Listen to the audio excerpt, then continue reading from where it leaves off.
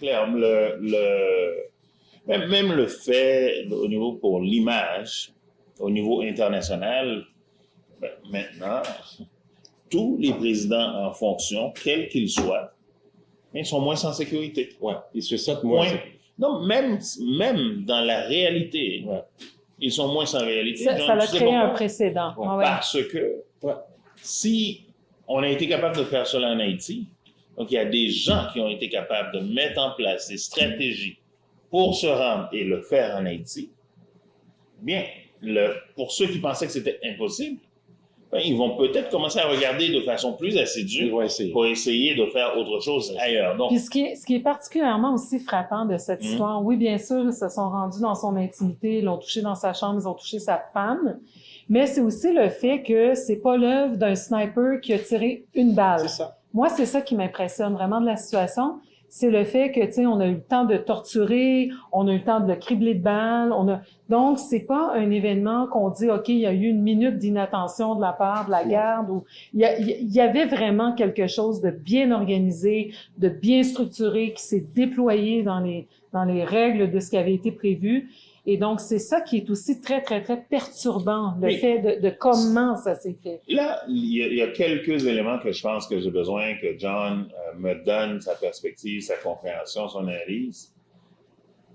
Comment est-ce qu'on explique que la population semble complètement détachée d'un fait aussi grave en contexte ou en mise en contexte ou en relief avec les politiciens qui sont déjà en démarche pour reprendre ce pouvoir-là qui est laissé en vacuum et une presse démoniaque qu'on voit qui est complètement démoniaque. Ces gens sont non. La presse haïtienne, les photos horribles, la presse haïtienne, je le dis, sont pour moi, une des premières pierres angulaires de tous les problèmes d'Haïti. Wow. Et pourquoi tu dis ça, Neil? Qu'est-ce qui te... L'information est ce qui alimente le collectif imaginaire.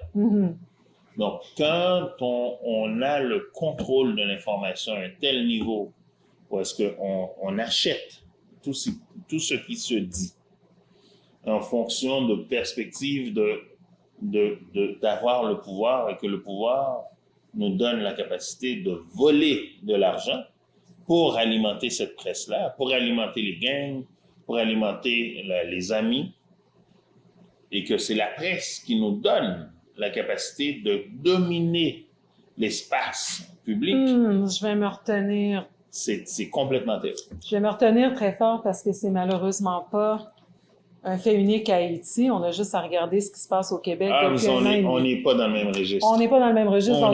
Je vais garder ça pour une autre émission, mais ça pique. Non, mais c'est sûr que la presse a un pouvoir extraordinaire. La presse a un pouvoir dans tous les pays. Partout. Tous les pays, mais moi, j'ai ma petite expérience avec des éléments de cette presse-là et qui, en fait, dans notre culture, alors moi, j'ai vécu un peu dans la paysannerie. Je me rappelle.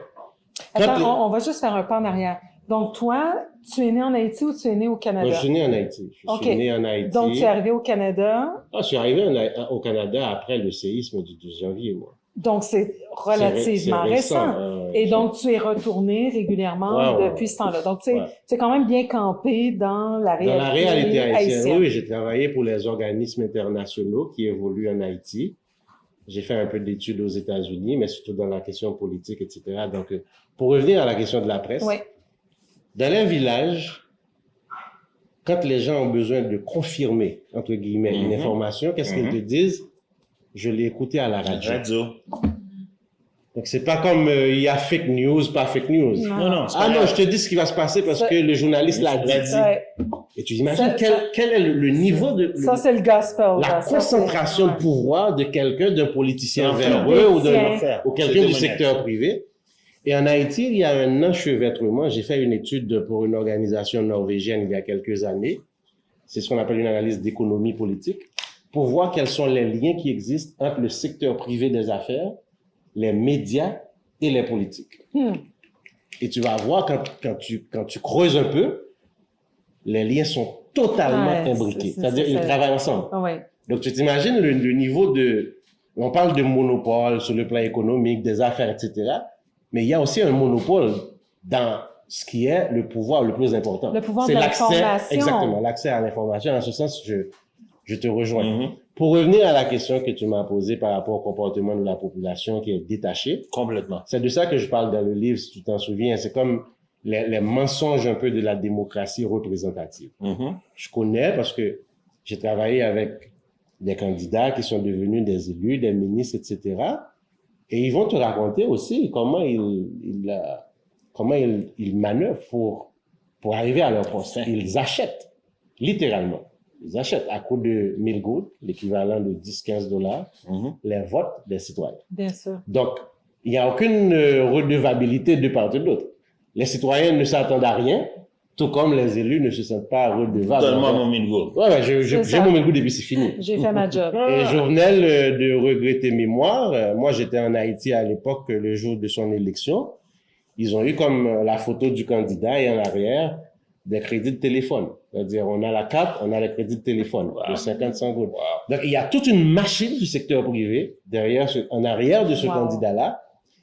Et c'est un peu difficile pour quelqu'un qui n'est pas sur le terrain d'appréhender cette réalité. Ils vont pas comprendre.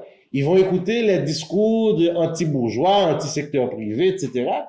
Mais la structuration de l'économie haïtienne, de l'État, entre guillemets, d'Haïti, fait que certains groupes d'intérêts privés contrôlent totalement la vie politique et la vie économique. Et la vie sociale, ils sont à un certain point, c'est ça. Mais en fait, il n'y a pas de vie sociale. L'économique détermine le politique. C'est ça. Mais moi, ce que je trouve vraiment particulièrement fascinant là-dedans aussi, c'est le fait que on essaie encore une fois de détacher l'un de l'autre. C'est-à-dire que si on regarde des choses comme la pyramide de Maslow, quand les gens sont en train de pourvoir à leurs besoins de base, puis on sait que c'est vraiment pas facile en Haïti, ça fait longtemps que c'est pas facile, mais là, c'est comme à un autre niveau. Il y a 4 millions de gens qui n'ont rien à manger. Qui n'ont rien à manger. Minimum. Qui ont pas de façon d'enterrer leurs défunts, qui ont pas, tu sais, c'est horrible, qui sont pas en sécurité, qui ont des problèmes avec envoyer les enfants à l'école et tout ça. Donc, c'est sûr que des histoires de funérailles de ton chef d'État, même si peut-être quelque part ça a une place dans ton espace mental, pas tout à fait. T'es même pas tout à fait. même pas là-dedans, là. Non, en fait, c'est pas tout à fait vrai. En Haïti, le chef d'État a un rôle extrêmement particulier. C'est un symbolisme. Il y a une perte. Il y a comme il y a deux choses, en fait. Il y a une désacralisation progressive des fonctions officielles. Ouais. C'est-à-dire, quand moi j'étais enfant, un député, un sénateur, quand ça arrive là, dans une ville, non, c'est une déferlante. Tout arrête.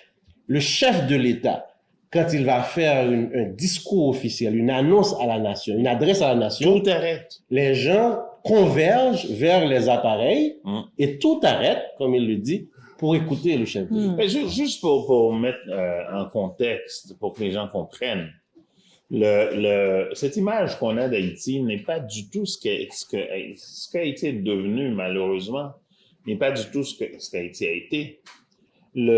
Haïti a été un endroit, à un certain moment donné, où est-ce que si vous jetiez ce verre en carton dans les rues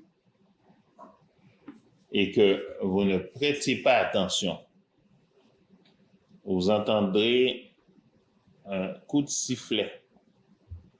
Vous ne regarderez même pas pour voir d'où émane ce coup de sifflet. Le premier réflexe, vous allez ramasser le. Parce que vous allez savoir qu'il y a une structure, il y a un État. L'autorité de l'État. À 8 heures le matin, que vous soyez dans la voiture la plus luxueuse, que vous ayez des milliards de dollars dans votre compte de banque, que vous soyez un enfant, un étudiant, c'est la montée du drapeau national partout sur le territoire de façon simultanée. Pour le pays, pour le drapeau, tout. Marchons unis. Tout arrête. Que vous soyez dans votre véhicule, il est 8 heures, vous arrêtez l'auto. Vous traversez la rue, vous arrêtez l'auto. C'est exactement de ça qu'on parle. C'est la désacralisation de l'État et de tous ces symboles, y compris des représentants de cet État. Pour le bénéfice de ceux qui ne connaissent pas, parce que souvent la petite histoire aide à mieux comprendre certaines choses. Il y a ce que je n'ai pas connu, mais qui m'a été raconté à travers la petite histoire, le phénomène des charlatans. Oui, j'ai entendu parler de ça. Mais imaginez que des enfants qui sont à l'extérieur des écoles, à l'extérieur des heures de classe, mais ils vont vous ramasser. Ils vont vous envoyer aux affaires sociales.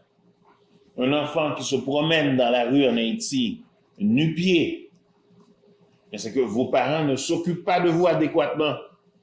Les affaires sociales vont vous ramasser pour savoir d'où tu viens et aller voir où sont tes parents et savoir qu'est-ce qui se passe. Parce que tu ne peux pas laisser ton enfant se promener nu-pied dans la rue. Il fut un temps où c'était ça. Aujourd'hui, on est rendu que non seulement on n'a pas progressé, on a tout perdu ça.